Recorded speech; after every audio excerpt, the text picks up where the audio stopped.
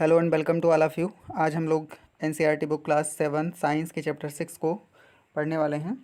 तो चैप्टर 6 का जो आपका नेम है physical and chemical changes. Physical का मतलब होता है भौतिक और केमिकल का मतलब होता है रासायनिक और चेंजेज का मतलब होता है परिवर्तन। तो इस चैप्टर में जो हम पढ़ेंगे भौतिक एवं रासायनिक परिवर्तन के विषय में। तो क्लास 6 में आपने चेंजेज के बारे में पढ़ा हुआ था। चेंजेज मेनली दो प्रकार के होते हैं, एक होते हैं रिवर्सिबल चेंजेज और एक होती हैं इरिवर्सिबल चेंजेज। तो ऐसे चेंजेज अगर वो किसी वस्तु में एक बार हो जाएं और फिर उस चेंज को हम दोबारा उल्टा करके उस वस्तु को फिर से प्राप्त कर लेते हैं तो इसको हम रिवर्सिबल चेंज कहते हैं। अदरवाइज इसको हम इरिवर्सिबल चेंज कहते हैं। जैसे मान लेते हैं कोई एक एल्युमिनियम का तार है, अगर ये सीधा है इसको मोड़ के अगर हम गोल कर देते हैं और फिर इसको हम सीधा कर लेते हैं, फिर से इसको हम सीधा कर लेते हैं, तो इसका मतलब ये है कि ये आपका रिवर्सिबल चेंज है। पहले ये सीधा था लेकिन ये मोड़ कर इसको हमने गोल साइज में कर दिया। अब यहाँ पे एक चेंज हुआ, लेकिन अगर हम फिर से इसको सीधा करके अगर फिर से एक सीधा तार बना दें तो इसका मतलब ये रिवर्सिबल चेंज है। अगर अदरवाइज ये रिवर्सिबल चेंज नहीं होगा। जैसे कोई कागज़ का टुकड़ा है, ये कोई कागज़ का टुकड़ा है, इसको हम काट के 4 टुकड़ों में कर दें तो फिर इसको हम आसानी से जोड़ नहीं पाएंगे। अगर जोड़ भी देंगे तो ये इस तरीके का कागज़ आपका नहीं दिखाई देगा। तो ऐसे चेंजेज को हम कहते हैं इरिवर्सिबल चेंजेज। तो आइए सबसे पहले इसमें जो आपकी बुक में लिखा है इसको हम रीडिंग यहाँ पे स्टार्ट करते हैं। सबसे पहले यहाँ पे फिजिकल एंड केमिकल जो चेंजेज हैं इस चैप्टर में यहाँ पे स्टार्ट करते हैं। Every day you come across many changes in our surroundings. प्रत्येक दिन अपने परिवेश में आप बहुत सारे परिवर्तनों को देखते हैं। दीज चेंजेज में involve one or more substances. ये जो परिवर्तन होते हैं किसी एक सब्सटेंस को इन्वॉल्व कर सकते हैं। इन्वॉल्व करने का मतलब शामिल करना या सम्मिलित करना। तो ये जो चेंज होता है इसमें कोई एक सब्सटेंस को इन्वॉल्व कर लेते हैं या बहुत सारे सब्सटेंस इसमें इन्वॉल्व हो सकते हैं। फॉर एग्जाम्पल, उदाहरण के लिए, your mother may ask you to dissolve sugar in water to make a cold drink. तो आपकी माँ आपसे क्या कह सकती हैं, जो शुगर है, चीनी है, उसको पानी में घोल करके एक ड्रिंक बनाने को आपसे कह सकती हैं। Making a sugar solution is a change. Sugar solution बनाना एक परिवर्तन होता है। इसमें कौन सा परिवर्तन होता है? जो आपका शुगर होता है सॉलिड स्टेट में होता है, जो घुल करके पानी में मिल जाता है। तो शुगर जो सॉलिड था वो चेंज होकर के सॉल्यूशन बन गया, तो ये एक यहाँ पे चेंज हुआ। आगे देखिए, similarly setting curd from milk is a change. इसी तरीके से अगर हम दूध से दही को जमा देते हैं, सेटिंग कर्ड का मतलब दही को जमाना, अगर हम दूध से दही को जमा देते हैं तो ये भी एक प्रकार का चेंज होता है। आगे इसमें रेड करते हैं, some time milk become sour. और कभी कभी जो मिल्क होता है ये सॉर मतलब होता है खट्टा, ये हो जाता है। और इसका कारण क्या होता है? जो ये आपका दूध होता है ये दही बनने के बाद में इसमें जो खट्टापन या एसिड इसमें बढ़ जाता है, इस कारण ये क्या होता है? खट्टा हो जाता है। इसमें बैक्टीरिया होता है तो इसके जो शुगर होता है उसको एसिड में कन्वर्ट कर देता है, इसलिए खट्टा हो जाता है। तो यानी जो दही का टेस्ट पहले था मीठा था और बाद में खट्टा हो गया, तो ये भी एक चेंज हुआ। आगे देखिए, storing of milk is a change. तो जो मिल्क का जो स्टोरिंग होता है यानी खट्टा हो जाए, ये एक चेंज होता है। Stretches rubber band also represents a change. अगर कोई रबर बैंड है इसको हम खींच देते हैं तो ये भी एक चेंज को यहाँ पे रिप्रेजेंट करता है। आगे इसको रीड करते हैं, make a list of 10 changes you have noticed around you. तो आप अपने चारों तरफ जो परिवर्तन आप देखते हैं उनमें से 10 चेंजेज को आप एक लिस्ट में बनाइए। तो इसमें से आप इसको सोच करके लिस्ट इसकी ज़रूर बनाइएगा। इसको आप सोचिएगा कि कौन कौन से चेंज आपके आसपास में हो रहे हैं। चलिए आगे इसमें रीड करते हैं, in this chapter we shall perform some activities and study the nature of these changes. इस चैप्टर में हम कुछ एक्टिविटीज़ को करेंगे और इन परिवर्तनों के प्रकृति के बारे में हम यहाँ पे समझेंगे। नेचर का मतलब होता है प्रकृति या स्वभाव। इन जो चेंजेज होते हैं ये किस प्रकार के होते हैं उसके बारे में यहाँ पे सीखेंगे। आगे देखिए, broadly these changes are of two kinds, physical and chemical changes. ये जो परिवर्तन है ये ब्रॉडली या मोटे तौर पर कितने प्रकार के होते हैं? 2 प्रकार के होते हैं। इनमें से एक को हम कहते हैं फिजिकल चेंजेज और दूसरे को हम कहते हैं केमिकल चेंजेज। आपके चैप्टर का नेम भी यही है, फिजिकल एंड केमिकल चेंजेस। तो जितने भी परिवर्तन हमारे सराउंडिंग्स में होते हैं वो मुख्यतः 2 प्रकार के होते हैं। एक आपका फिजिकल चेंज होता है और दूसरा आपका केमिकल चेंज होता है। तो इनके बारे में हम इसी चैप्टर में पढ़ेंगे। अब इसके आगे हम थोड़ा सा यहाँ पे रीड करते हैं इसमें क्या कुछ आपको दिया है। सबसे पहला जो टॉपिक आपका है ये फिजिकल चेंज के विषय में दिया है। तो सबसे पहले हम फिजिकल चेंज के विषय में पढ़ेंगे। फिजिकल का मतलब होता है भौतिक और चेंज का मतलब परिवर्तन। तो सबसे पहले हम भौतिक परिवर्तन के विषय में यहाँ पे पढ़ने वाले हैं। तो यहाँ पे देखिए एक्टिविटी 6.1 जो इस चैप्टर की पहली एक्टिविटी आपको दी गई है। इसमें दिया गया है, cut a piece of paper in 4 square pieces. कोई एक कागज़ का आप टुकड़ा ले लीजिए, पीस आप पेपर ले लीजिए, इसको 4 स्क्वायर पीसेज में आप इसको कट कर लीजिए, इसको काट लीजिए। आगे देखिए, cut each square piece further into 4 square pieces. जो 4 स्क्वायर सीट आपको मिले हैं, इनको और भी 4 स्क्वायर सीटेज में आप काट लीजिए।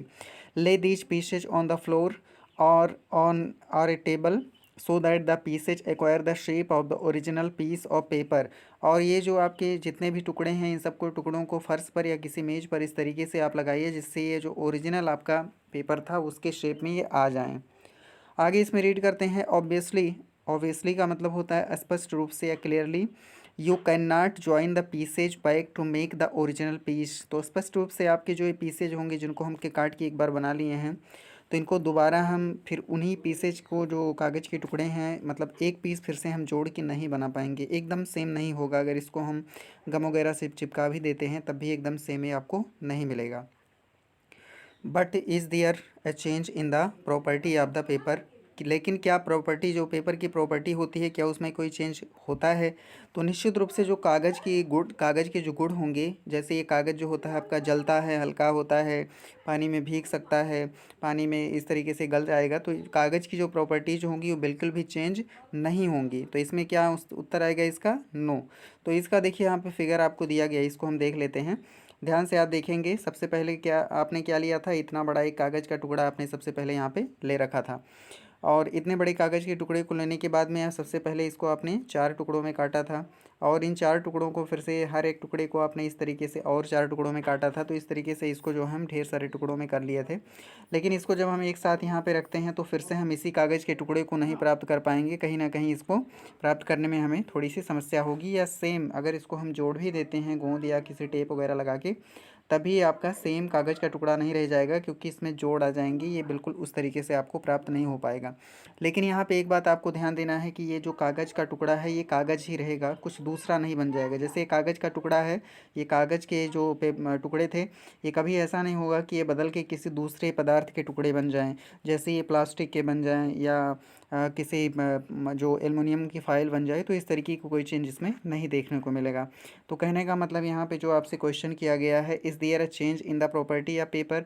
तो इस तरीके से हमने देखा, जब हम कागज़ के टुकड़ों को काटते हैं तो इसमें किसी जो कागज़ है उसके प्रॉपर्टी में कोई चेंज नहीं होता, यानी कागज़ के गुणों में कोई चेंज नहीं होता। ये कागज़ पहले भी आग में जल सकता था और बाद में भी आग में जल सकता है, इसका कलर जो था वही है। तो इस तरीके से हमने यहाँ पे देखा।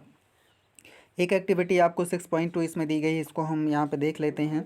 Collect the chalk dust lying on the floor near the chalk board in your classroom. जो आपके क्लासरूम में चाक बोर्ड है उसके जो डस्ट होता है कागज़ का लिखने के बाद बोर्ड पे, तो जो है उसको आप इकट्ठा करिए। और crush a small piece of chalk into dust. अथवा अगर आप इसको इकट्ठा नहीं कर पाएंगे क्योंकि इसमें थोड़े से ब्लैक पार्टिकल्स हो सकते हैं, तो आप एक आप चाक ले लीजिए, एक चाक का टुकड़ा लीजिए, इसको आप क्रश करिए, इसको आप मतलब कुचल दीजिए, पाउडर बना दीजिए।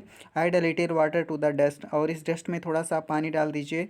मेक अ पेस्ट, एक इसका पेस्ट बना लीजिए। Roll it into a shape of the piece of chalk, let it dry. और इसको जो है रोल कर दीजिए, इसको रोल करके आप क्या करेंगे, चाक का एक टुकड़ा बना देंगे, शेप दे देंगे, और उसके बाद इसको आप सूखने देंगे। Did you recover chalk from the dust. तो क्या आपने जो आपका चाक जिसको आपने यहाँ पे क्रश किया था, जिस चाक को आपने यहाँ पे क्या किया था, क्रश किया था डस्ट में, क्या उसको आपने फिर से उस चाक को प्राप्त कर लिया? तो इसका उत्तर होगा यस। जो चाक को हमने क्रश करके पाउडर बना दिया था, उस पाउडर को हमने पानी में गीला करके उसको पेस्ट बना के फिर से उसको रोल करके हमने चाक को फिर से यहाँ पे बना लिया है। आगे इसमें देखिए, एक्टिविटी 6.3 आपको दिया गया है। Take some ice in a glass or plastic tumbler. किसी एक ग्लास टम्बलर में या प्लास्टिक के टम्बलर में, टम्बलर का मतलब यहाँ पे गिलास होता है, तो किसी प्लास्टिक के गिलास में या कांच के गिलास में आप क्या करेंगे, थोड़ा सा बर्फ़ के टुकड़े आप इसमें ले लेंगे। आगे इसमें देखते हैं, melt a small portion of ice by placing the tumbler in the sun. तो जो आपका पोर्शन है, थोड़ा सा आइस का जो पोर्शन है, इसको इस ग्लास को आप धूप में रख दीजिए, जिससे ये थोड़ा सा क्या हो जाए, गल जाए। पूरा नहीं गले, थोड़ा सा गल जाए। You have now a mixture of ice and water. इसके पास में, आपके पास में आइस एंड वाटर का एक मिक्सचर होगा, यानी जो टम्बलर आपने यहाँ पे लिया था, तो इसमें थोड़ा सा बर्फ़ का टुकड़ा आप डाल दीजिए। उसके बाद थोड़ी देर के लिए इसको धूप में रख दीजिए कि ये बर्फ़ के टुकड़े थोड़े से छोटे हो जाएँ, इसमें थोड़ा सा पानी आ जाए और इसमें बर्फ़ भी थोड़ा रहे, पूरी तरीके से ये ना गल जाए। आगे यहाँ पे देखिए, now place the tumbler in a freezing mixture. इसके बाद में जो आपका टम्बलर है, गिलास है, इसको एक फ्रीजिंग मिक्सचर में आप रख दीजिएगा। तो यहाँ पे ध्यान दीजिएगा, जो आपका ये टम्बलर है, इसमें आपका जो टुकड़ा था बर्फ़ का और थोड़ा सा इसमें पानी था, और एक बड़ा बर्तन आप लीजिएगा, इसमें आप क्या करेंगे, नमक और पानी का घोल आप ले लीजिएगा, इसमें नमक और पानी का घोल। तो ये आपको ध्यान देना है कि जो नमक और पानी का घोल होता है ये बहुत ठंडा हो जाता है अपने आप में, और इस तरीके से इसमें, तो ये इसको हम क्या कहते हैं, फ्रीजिंग मिक्सचर कहते हैं, आपको ध्यान देना है। अगर किसी, मान लेते हैं कि आपके पास दो गिलास हैं, एक गिलास ए है और एक दूसरा गिलास ए है, इसमें आपने क्या किया, नमक और पानी घोल दिया है और इसमें आपने सिर्फ सादा पानी घोल दिया है, और इतने बड़े बर्फ़ के टुकड़े को आप इसमें डालते हैं और इतने बड़े बर्फ़ के टुकड़े को आप इसमें डालते हैं, तो आप ये देखेंगे कि जिसमें नमक वाला होता है उसमें ये बर्फ़ बहुत कम गलेगा, ये बर्फ़ जो है जल्दी गलेगा नहीं, लेकिन ये जो सादा पानी है इसमें बर्फ़ बहुत जल्दी से गल जाता है, मतलब ये लिक्विड में चेंज हो जाता है। तो ये जो आपका फ्रीजिंग मिक्सचर होता है वास्तव में ये आइस एंड कॉमन साल्ट जो होता है इसका मिक्सचर होता है, आइस एंड कॉमन साल्ट का मिक्सचर होता है। तो यहाँ पे जो आपका जो टम्बलर में आपने गिलास धूप में रखा था ये थोड़ा सा गल जाएगा, थोड़ा सा इसमें पानी रहेगा, लेकिन इसी को जब आप फ्रीजिंग मिक्सचर में रखेंगे तो फिर से ये जो आपका आइस है ये फिर से जम जाएगा, यानी जो पानी हो गया था गल करके थोड़ा सा, ये फिर से क्या हो जाएगा, जम जाएगा। तो यहाँ पे देखिए, does the water become solid ice, solid ice once again. तो यहाँ पे आपसे पूछा गया है कि जो आपका वाटर था वो सॉलिड आइस वंस अगेन, क्या है, दोबारा बर्फ़ बन जाता है, यानी जिस बर्फ़ को आपने धूप में रख कर थोड़ा सा मेल्ट किया था वो जब हम फ्रीजिंग मिक्सचर में रखते हैं तो ये दोबारा आपका क्या बन जाता है, आइस बन जाता है, फिर से ये बर्फ़ बन जाता है। तो यहाँ पे आपने देखा एक एक्टिविटी आपका 6.4, अगला यहाँ पे दिया है एक्टिविटी 6.4 को यहाँ पे हम देख लेते हैं। Boil some water in a container, किसी एक कंटेनर में, किसी एक बर्तन में थोड़ा सा पानी उबालिए। Do you see the steam rising from the surface of the water. तो क्या आप जो पानी का सरफेस है, जैसे इसमें आप मान लेते हैं पानी को गर्म कर रहे हैं, उबाल रहे हैं, तो इसका जो पानी का ये सरफेस है, ये पानी का सरफेस है, तो इससे आप देखिए भाप निकलते हुए आप देख पाएंगे। तो निश्चित रूप से आप भाप निकलते हुए देखेंगे। Hand the inverted pan bye it's handle over the steam at a distance. तो जो आपका स्टीम निकल रहा है उसके ऊपर आप क्या करेंगे, फ्रॉम द बॉइलिंग वाटर, जो ये पानी आपका उबल रहा था इस पानी के ऊपर आप क्या करेंगे, एक बर्तन आप लेंगे जिसके ऊपर हैंडल लगा हो, इसको पकड़ के इसके ऊपर आप ऐसे रख देंगे। तो जब आप यहाँ पे आप रखेंगे तो देखेंगे थोड़ी देर के बाद ये जो भाप है ये इसके नीचे जाके कंडेंस हो जाएगा और पानी की बूंदें इसके अंदर आपको दिखाई देंगी। तो वही चीज़ इसमें आपको देखना है। Observe the inner surface of the pan. तो जो पैन यहाँ पे ऊपर रखा था उसके आंतरिक सरफेस को आप यहाँ पे देखिएगा। Do you see any droplet of water. क्या आप कोई पानी का ड्रॉपलेट देखते हैं, कोई बूंद देखते हैं। तो निश्चित रूप से आपको यहाँ पे पानी की बूंदें यहाँ पे आपको दिखाई देंगी।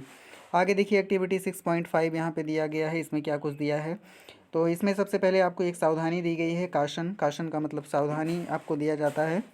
आगे इसको हम यहाँ पे देखते हैं।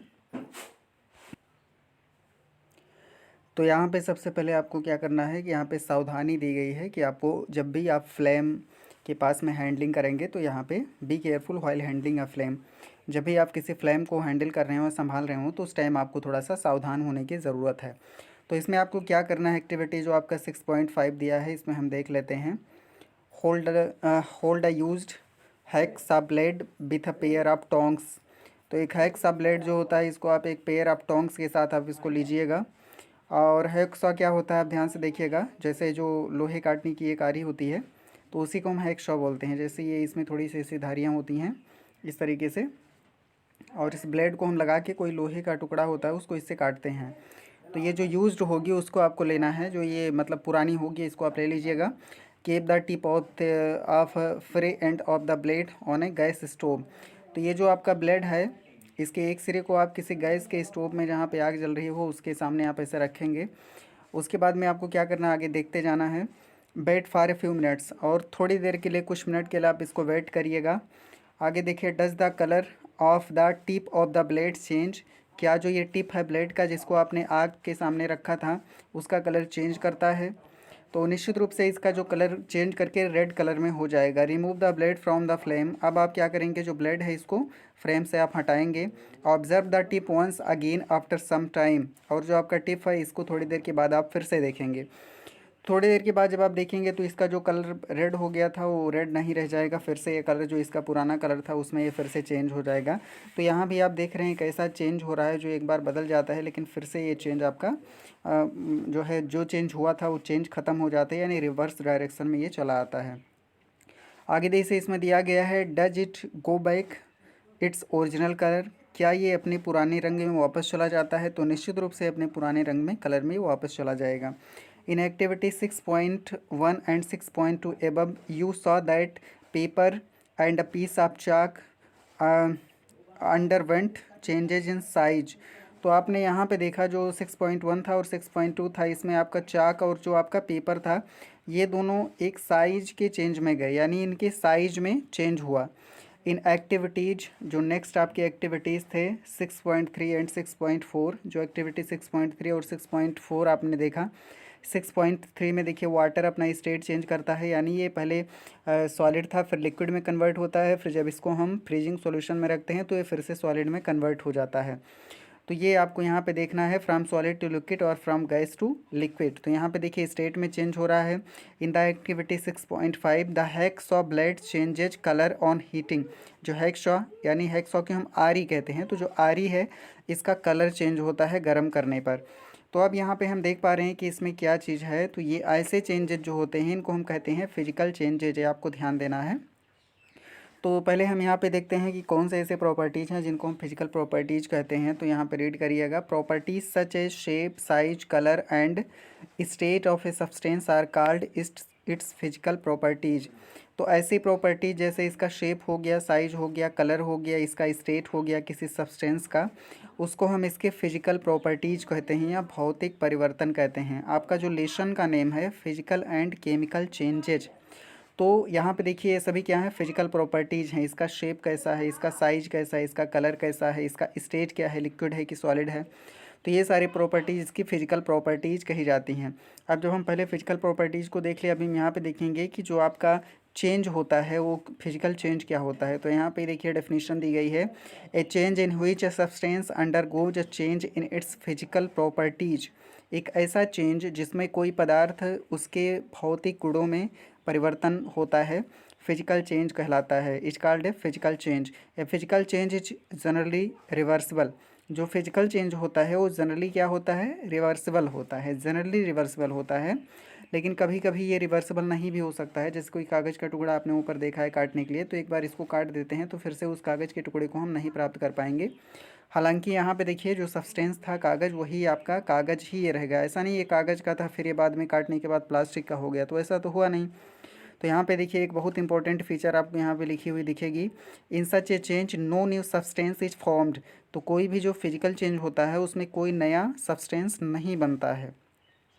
आगे देखिए let us consider the other kind of change. तो यहाँ पे देखिए दूसरे प्रकार का एक चेंज आपको यहाँ नीचे देखना है, आपका होगा केमिकल चेंज। तो इस चेंज को हम नेक्स्ट वीडियो में पढ़ेंगे। तो इसमें हमने क्या देखा, जो फिजिकल चेंज होता है वो क्या होता है। तो किसी भी ऑब्जेक्ट के, किसी भी पदार्थ के अगर फिजिकल प्रॉपर्टीज़ में, जैसे उसका शेप कैसा है, उसका साइज क्या है, उसका कलर क्या है, उसका स्टेट क्या है, इन सभी प्रॉपर्टीज़ में अगर किसी सब्सटेंस के चेंज होता है तो इसकी फिजिकल प्रॉपर्टीज़ में चेंज होता है। और इस टाइप के चेंज को हम क्या कहते हैं, फिजिकल चेंज कहते हैं। जो फिजिकल चेंज होता है वो जनरली क्या होता है, रिवर्सिबल होता है, यानी जो परिवर्तन है उसको हम सब्सटेंस से हटा भी सकते हैं। और सबसे मुख्य बात आपको जो याद रखने की है कि फिजिकल चेंज में कोई नया सब्सटेंस आपका नहीं बनता है। यानी अगर कागज़ का टुकड़ा इसको हम काट के आधा कर देंगे तो ये कागज़ ही रहेगा। आपका जो लोहा है, लोहे के टुकड़े को यानी जो हैक्सॉ होता है, इसको हमने गर्म किया आग में तो इसका कलर जो है रेड हो गया। लेकिन ये ऐसा नहीं है कि लोहे से ये तांबे का हो गया, ऐसा नहीं हुआ। तो इसमें जो सब्सटेंस है उसमें कोई चेंज नहीं होता है। तो ये हमने देखा कि फिजिकल चेंज क्या होता है। और इस वीडियो के यहीं पे हम एंड करते हैं। अगले वीडियो में हम केमिकल चेंज देखेंगे। Thanks for watching.